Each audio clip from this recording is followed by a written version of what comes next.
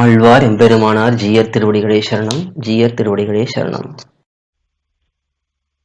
சாயுஜ்யம், சாமீத்தியம், சாரூபியம், சாலோக்கியம் இந்த நிலைகளை வரிசைப்படுத்தி சாயுஜ்ய முக்தி, சாரூபிய முக்தி இவற்றை அடியனுக்கு விளக்கம் அளித்தால் தெளிவு பெறுவேன். முக்தாத்மாக்கள் பரமாத்மாவுக்கு செய்யும் கைங்கரியங்கள் அங்கே எவை எவை? இதுதான் முதல் கேள்வி. இதனுடைய பதில பார்க்கலாம். மோட்சத்திலே விதவிதமான அம்சங்கள் சொல்லப்படுகின்றன. அதுல சாமீபியம் என்பது பகவானுக்கு சமீபத்திலே இருப்பது என்று ஒரு அம்சம் சொல்லப்படுகிறது. சாரூபியம் என்றால் பகவானை போலவே உருவத்தை கொண்டிருப்பது. சாலோக்கியம் என்றால் பகவான் இருக்கக்கூடிய அதே லோகத்திலே இருப்பது. இப்படி இந்த அம்சங்கள் மோட்சத்திலே சொல்லப்படுகின்றன. அதுக்கு மேலே முக்கியமாக சாயுஜ்யம் என்ற நிலை அது விளக்கப்படுகிறது. சாயுஜ்யம் என்றால் பகவானோட எப்பொழுதும் கூடியிருப்பது. ஸ்ரீ வைஷ்ணவ சம்பிரதாயத்தை பொறுத்த வரைக்கும் இந்த சாயுஜ்யம் என்பதைத்தான் முழுமையான மோட்சமாக பெரியோர்கள் எடுத்து காட்டுகிறார்கள். ஏன்னா எப்பொழுதும் பகவானோட கூடியிருந்து அவனையே அனுபவித்து அவனுக்கே தொண்டு பண்ண வேண்டும் என்பதுதான் குறிக்கோளாக அமைந்திருக்கிறது. இதைத்தான் ஒழிவில் காலம் எல்லாம் உடனாய் மன்னி வழிவிடா அடிமை செய்ய வேண்டும் நாம் என்று நம்மாழ்வாரே பிரார்த்திக்கிறார். இதிலே முக்தாத்மாக்கள் பரமாத்மாவுக்கு செய்யும் கைங்கரியங்கள் அங்கே எவை எவை என்று இந்த கேள்வியிலே கடைசி பகுதியா இருக்கு. இந்த உலகத்திலிருந்து விடுதலை பெற்று முக்தி அடைபவர்கள் முக்தாத்மாக்கள். அவர்கள் பகவானான பரமாத்மாவுக்கு பரமபதத்திலே என்ன கைங்கரியம் செய்வார்கள் என்றால் அதை நாம் இப்பொழுது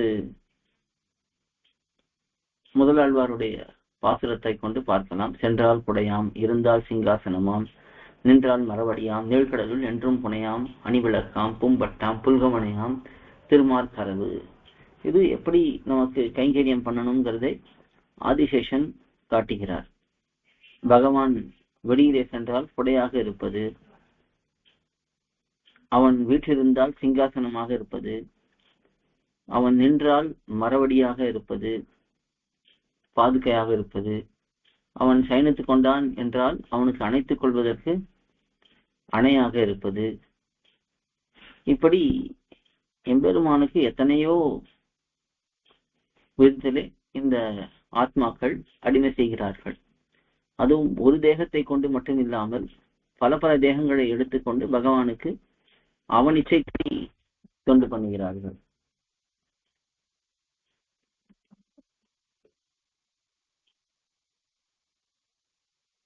ஒரு முக்தி அடைந்த ஆத்மாவானவன் ஒரு தேகத்தை எடுத்துக்கொள்கிறான், 2 தேகத்தை எடுத்துக்கொள்கிறான், 2 தேகங்களை எடுத்துக்கொள்கிறான், 3 தேகங்களை எடுத்துக்கொள்கிறான், பல தேகங்களை எடுத்துக்கொள்கிறான் என்று பிரமாணமே இருக்கிறது. அப்படி இருப்பதனாலே பகவான் எப்படியெல்லாம் ஒரு ஆத்மாவையும் கைங்கரியம் கொள்ள ஆசைப்படுகிறானோ அப்படியெல்லாம் அந்த ஆத்மாக்கள் பல பல தேகங்களை எடுத்துக்கொண்டு பல பல கைங்கரியங்களை பண்ணுவார்கள். இதிலே இந்த ஆத்மாவுக்குன்னு ஒரு தனியாக ஆசை என்று இருக்காது. ஏன்னா முக்தி அடைந்த பிறகு ஞான விகாசம் முழுமையாக ஏற்பட்டுவிடும். அப்பொழுது பாரதந்திரியமானது நன்றாக தலையெடுக்கும். அதாவது பகவானுடைய சொல்படி தாம் இருக்க வேண்டும் என்ற எண்ணத்தோட முக்தர்கள் எல்லாருமே இருப்பார்கள். அந்த நிலையிலே பகவான் எப்படியெல்லாம் ஒரு ஆத்மாவையும் ஏற்றுக்கொள்கிறானோ அப்படியெல்லாம் அந்த ஆத்மாக்கள் கைங்கரியம் பண்ணுவார்கள். இந்த உலகத்திலே இருக்கிறதை போல எனக்குன்னு தனி ஆசை, அந்த ஆசையை நிறைவேற்ற வேண்டும் அப்படிங்கிற அந்த எண்ணம் எல்லாம் அங்கே போனால் மறைந்து போய்விடும். அங்கே போனால் பெருமாளும் பிராட்டியும் மட்டும்தான் குறிக்கோளாகவே இருப்பார்கள். அந்த எம்பெருமானுக்கும் பிராட்டிக்கும் என்ன கைங்கரியங்கள் உண்டோ அதை அத்தனையும் இந்த அடியார்கள் பண்ணுவார்கள். அந்த கைங்கரியங்களும் அதாவது அவர்களுக்கும் ஒரு தேவைன்னு கிடையாது. இந்த தேவைக்காக அவர்கள் அங்கே கைங்கரியம் கொள்ள மாட்டார்கள், ஒரு அனுபவத்துக்காக கைங்கரியம் கொள்ளுவார்கள். அதிலே முக்கியமா இப்ப சதா பஷ்யந்தி சூரையகா என்று பிரமாணம் இருக்கு. எப்பொழுதும் இந்த முக்தர்கள் நித்தியர்கள் இவர்கள் பகவானை பார்த்து கொண்டே இருக்கிறார்கள். ஏன்னா பார்ப்பதிலேயே அங்கே எல்லா விதமான அனுபவங்களும் கிடைத்துவிடும். இப்படி பல விதங்களிலே பல இடங்களிலே இது சொல்லப்படுவதனாலே அங்கே போனால் நமக்கு இந்த உலகத்திலே பழகினது போலேதான் ஒருத்தர் ஏவி விட்டு வேலை செய்வது அப்படிங்கிறதுலாம் கிடையாது. அங்கே போனா இந்த ஆத்மாவுக்கும் ஞான விகாசம் முழுக்க ஏற்பட்டிருக்கும். பகவானும் இந்த ஆத்மாவை கைங்கரியம் கொள்ள வேண்டும் என்று ஆசைப்படுவான். அவன் எப்படியெல்லாம் ஆசைப்படுகிறானோ அப்படியெல்லாம் அந்த கைங்கரியங்கள் அங்கே பல பல விதமாக இருக்கும்.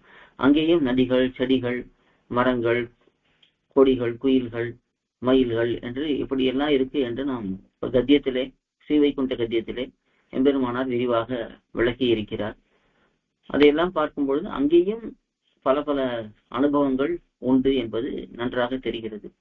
அப்படி அந்த அனுபவங்களிலே ஈடுபட்டு கொண்டு பகவானுடைய பிரீத்திக்காக அங்கே கைங்கரியங்களை இவன் விடாமல் பண்ணுவான் என்பதை நாம் பார்க்கலாம். ஆக இந்த முக்தாத்மாக்கள் எந்த விதமான கைங்கரியங்களை பண்ணுவார்கள் என்பதை பற்றி ஓரளவுக்கு இங்கே பார்த்திருக்கிறோம். ஆழ்வார் எம்பெருமானார் ஜீயர் திருவடிகளே சரணம். ஜீயர் திருவடிகளே சரணம். கோயில் KOYIL என்னும் ஆப்பை கூகுள் பிளே ஸ்டோரில் இருந்தோ ஆப்பிள் ஆப் ஸ்டோரில் இருந்தோ டவுன்லோட் செய்து இது போன்ற சம்பிரதாய விஷயங்களை கேட்டு மகிழலாம். எங்கள் வலைத்தளம் koil.org KOYIL.org